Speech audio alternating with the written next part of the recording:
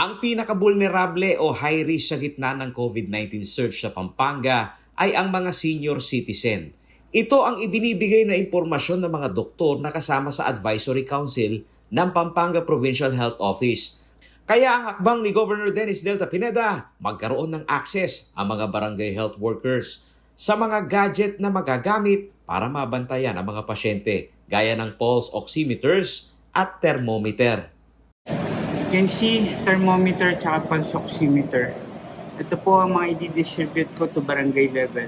So sa lahat po ng mahihirap na tao, yung mga senior citizen natin, humiram po kayo nito, lahat nito sa barangay health worker natin.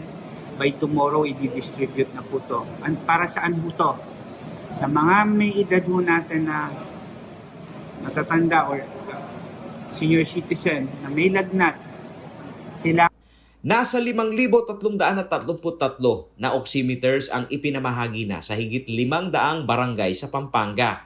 At ang gamit umano nito ay upang maagapan ang mga senior citizen na tinatamaan ng pulmonya, na isa sa mga matinding komplikasyon ng novel coronavirus disease. Pagkuha ng oxygen level, okay? At least nasa regular po tayo, 97 kung titignan ninyo. Pero ito, bumaba na po ng 92, 90, at may lagnat po kayo, itakbo nyo na po sa ospital ang mga senior citizen natin.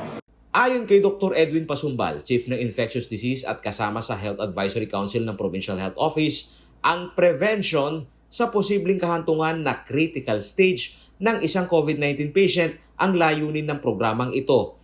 Isa umano itong clinical parameter na maaaring makatulong sa survival ng mga senior citizen.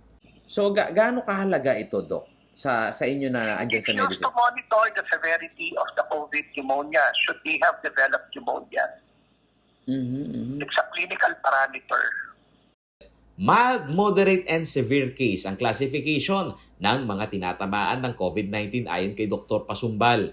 Vulnerable anya ang mga nakatatanda dahil malimit ay hindi lamang pneumonia ang kanilang nararamdaman.